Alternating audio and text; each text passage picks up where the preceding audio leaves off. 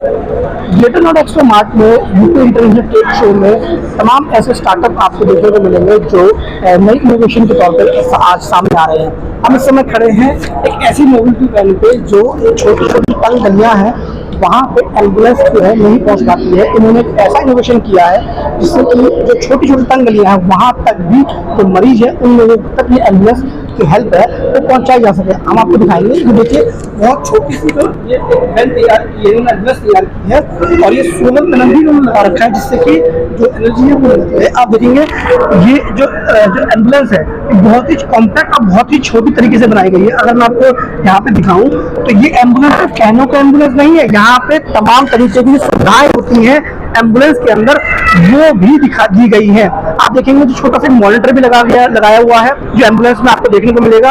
Oxygen cylinder भी यहाँ पे मौजूद है।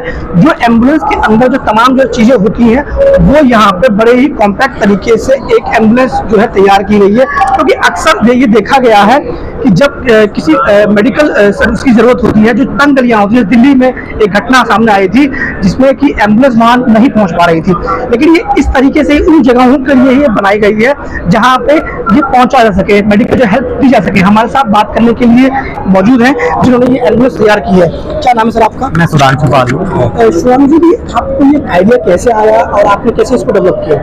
सर मैं 7-8 साल में चाइना और यूरोप में रहता था।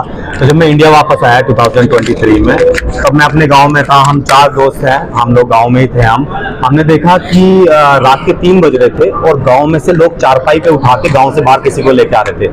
बाहर एक बड़ी वाली एम्बुलेंस खड़ी हुई थी। हमने एम्बुलेंस ड्राइवर से पूछा कि भाई क्या आप यहाँ क्यों खड़े हो? तो उन्होंने बताया कि अंदर एम्बुलेंस गाँव में नहीं जा सकती है।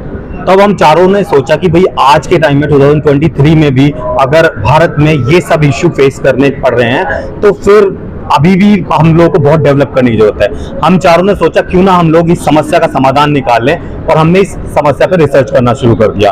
तब हमने एम्बुलेंस बनाने की ठानी और हमने सारा सोचा। जब हमने गवर्नमेंट से बात की, भाई ठीक है कि हमारे देश में एम्बुलेंस कई लाखों लोगों पे सिर्फ एक एम्बुलेंस है, तो इतनी एम्बुलेंस की कमी क्यों है? तो गवर्नमेंट से बात हुई, गवर्नमेंट ऑफिशियल ने बताया कि भाई देखो एम्बुलेंस बहुत एक्सपेंसिव प्रोडक्ट होता है, तो इतना एक्सपेंसिव प्रोडक्ट बड़ी क्वांटिटी में उतारना अभी उनके लिए भी थोड़ा डिफिकल्ट है।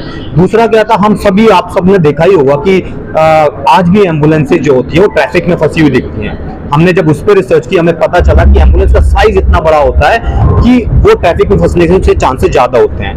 तब हमने रिसर्च की 6 महीने कम से कम। हमने सोचा कि इस एम्बुलेंस को एक एम्बुलेंस बनाते हैं जो सबसे कॉम्पैक्ट हो।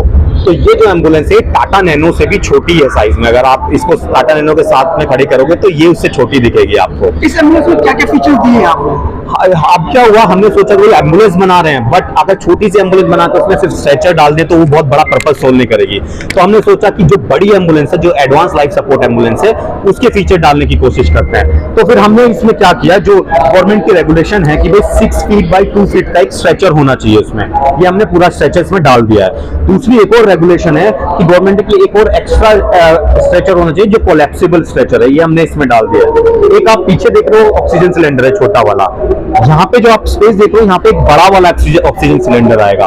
ये आपका पेशेंट मॉनिटरिंग सिस्टम है जो पूरा पेशेंट की हेल्थ मॉनिटर करता रहता है। इसके पीछे सिरिंज पंप है, यहाँ पे हमारा डिफिब्रिलेटर आएगा।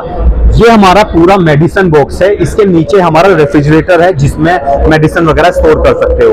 अभी हमारे बहुत सारे हॉस्पिटल से बात हो रही है तो उन्होंने बोला कि भाई हमें इतना बड़ा मेडिसिन बॉक्स चाहिए, यहाँ पे वेंटिलेटर चाहिए, तो हम एक नेक्स्ट राउंड में उनके लिए वेंटिलेटर भी लगा रहे हैं। ये कितने में एम्बुलेंस तैयार होगी? ये एम्बुलेंस सर जो हॉस्पिटल्स को गवर्नमेंट को पड़ेगी, ये 6.5 लाख रुपए में पड़ेगी 200 किलोमीटर की रेंज के साथ। अगर किसी को 400 किलोमीटर की रेंज के साथ चाहिए तो वो 8.5 लाख रुपए में है। ये गाड़ी एक बार अगर आप बैटरी से लाइट से चार्ज करोगे तो एक बार चार्ज करने पे 400 किलोमीटर चल जाती है।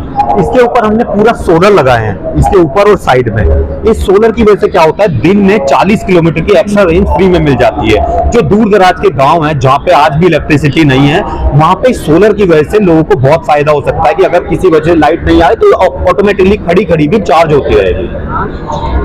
यहाँ पे एक एम्बुलेंस कैसे तैयार किया गया जिसकी कॉस्टिंग इन्होंने, जो एक नॉर्मल एम्बुलेंस की कॉस्टिंग अगर हम बात करें तो लाखों रुपए की आती है, और इन्होंने जो है चंद रुपए में एक एम्बुलेंस को तैयार कर दिया गया जो जहाँ पे जो तंग गलियां हैं वहां तक जो है मेडिकल जो है सर्विस पहुंचाई जा सके। राहुल का कुछ प्रदान करती है।